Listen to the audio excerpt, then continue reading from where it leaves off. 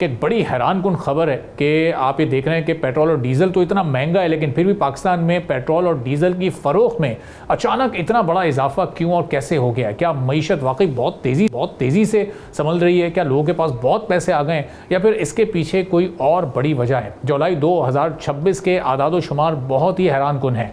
Oil market में इन आदादोशुमार ने एक नई बहस छेड़ दी है। जुलाई 2026 में पाकिस्तान की पेट्रोलियम प्रोडक्ट्स की फ़रोख्त 15,10,000 टन तक पहुँच गई हैं, जो गुज़िश्ता साल के मुकाबले में 23% ज़्यादा है। वो गुज़िश्ता साल जब ये पेट्रोल निस्बतन बहुत सस्ता था और पिछले 4 वर्षों में जुलाई का सबसे बड़ा रिकॉर्ड है।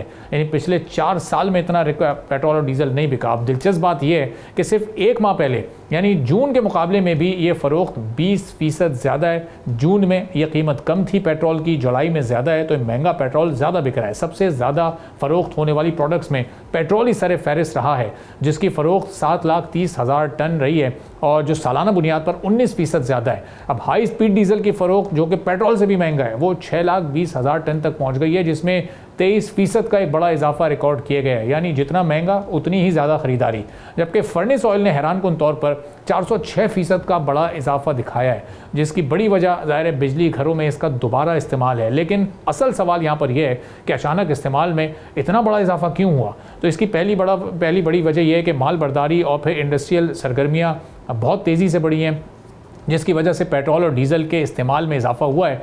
दूसरी अहम वजह एग्रीकल्चर सेक्टर की बेहतर कारकर्दगी है। बेहतर फसलों और किसानों की आमदनी में कुछ इजाफे ने डीजल की डिमांड बढ़ाई है, क्योंकि ट्यूबवेल के साथ ट्रैक्टर और ज़रूरी मशीनरी का इन्हिसार डीजल पर ही है। जबकि तीसरी और शायद सबसे अहम वजह यह है कि ईरानी स्मगल शुदा पेट्रोल और डीजल के ख़िलाफ़ बड़ी सख्त कार्रवाइयाँ पिछले कुछ अरसे में हुई हैं। सरहदी निगरानी सख्त हुई है और उसके साथ गैर कानूनी पेट्रोल पम्प बंद होने और फिर डिजिटल ट्रैकिंग निज़ाम मुतारिफ होने के बाद गैर कानूनी तेल की सप्लाई में नुमायां कमी आई है। अब इसका फ़ायदा बराह रास्त रजिस्टर्ड और कानूनी ऑयल मार्केटिंग कंपनीज़ को हुआ है। इसी तब्दीली का सबसे बड़ा फ़ायदा पाकिस्तान स्टेट ऑयल को हुआ है। कंपनी की फ़रोख्त 38% बढ़कर 7,02,000 टन तक पहुंची है।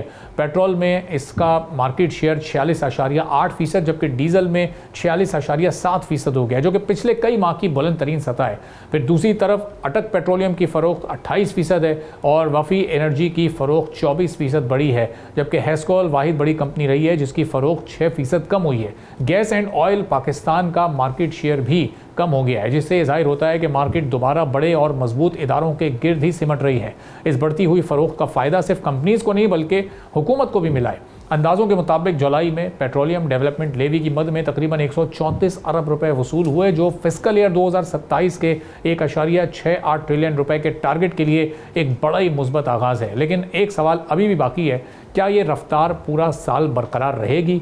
अगर स्मगलिंग दोबारा बढ़ जाती है या आलमी तेल महंगा हो जाता है या फिर माशी रफ्तार सुस्त पड़ती है तो ये फ़रोख्त मुतासिर भी हो सकती है। इसलिए जुलाई के नंबर्स हौसला अफजा ज़रूर हैं, लेकिन उन्हें मुस्तकिल ट्रेंड करार देने के लिए आइंदा चंद माह के नताइज का भी इंतज़ार करना पड़ेगा। और अब देखना ये होगा कि आने वाले दिनों में जब ऑयल होता है तो फिर इसकी फ़रोख्त में मज़ीद कितना इजाफा होता है। सब्सक्राइब करें और बेल दबाएं ताकि कोई खबर रह न जाए।